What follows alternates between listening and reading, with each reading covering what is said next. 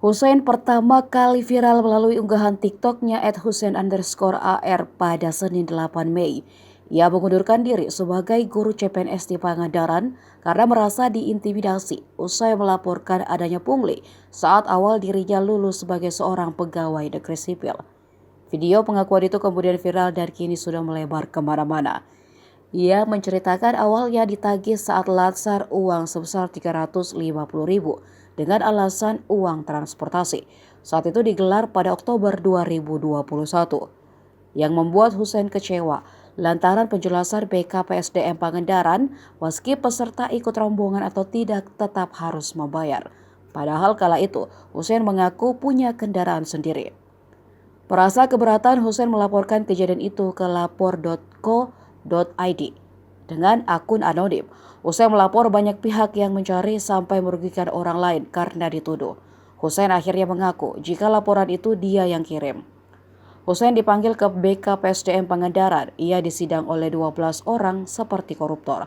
Sampai ketika ia mendengar celutukan dari orang-orang BKPSDM, "Jangan sok jago, udah ikutin aja. Dan jangan banyak bicara." Dalam pertemuan itu juga Hussein diancam oleh BKPSDM jika laporan tak diturunkan, ia akan dipecat. Hussein lalu menjawab balik dengan meminta surat pemecatannya. Sejak itu, kehidupannya sebagai guru semakin terintimidasi.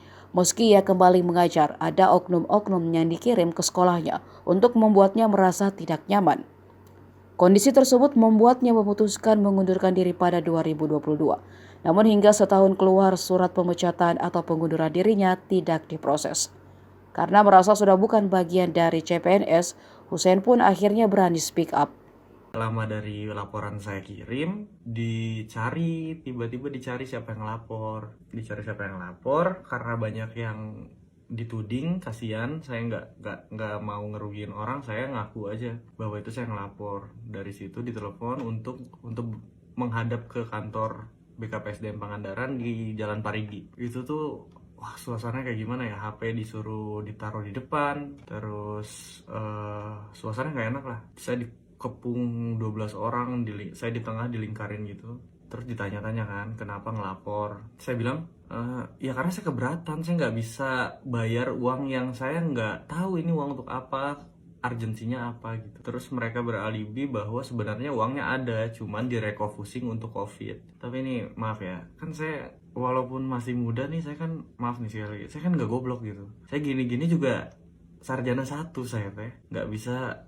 Kalau uang negara tuh, kalau perpindahan dana tuh pasti ada suratnya. Saya mintalah surat perpindahan dananya, mana Bu, biar saya laporin untuk nurunin laporan sebelumnya. Masuk akal. Mereka bilang beralasan lagi, katanya nah sebenarnya uangnya nggak ada, jadi karena kamu latsarnya waktu awal online tiba-tiba offline, jadi dananya belum disiapkan dari awal lah. Jadi berbeda sama argumen sebelumnya. Saya nggak akan nyebut. Setelah itu di sidang lah, ada 6 jam kali saya di kantor, di sidang, disuruh nurunin, diancam dipecat. Nah ini diancam dipecat juga lucu sih. Kamu katanya kalau laporan ini nggak diturunkan bisa dipecat karena bisa dianggap merusak nama baik instansi. Saya bilang dengan polosnya, karena saya waktu itu masih umur 24 atau 25 gitu. Saya bilang, ya udah Pak, saya minta surat pemecatannya hari ini juga, kata saya. Dari situ bingung aja mereka, jadi bukan ngancem ya, ngomong ke teman CPNS saya di satu sekolah, harusnya diawasin usernya gini. Jadi ngerugiin banyak orang, saya jadi nggak nyaman kan. Sekolah saya didatengin, dicari masalahnya ada apa, padahal baik-baik aja sekolah saya. Jadi saya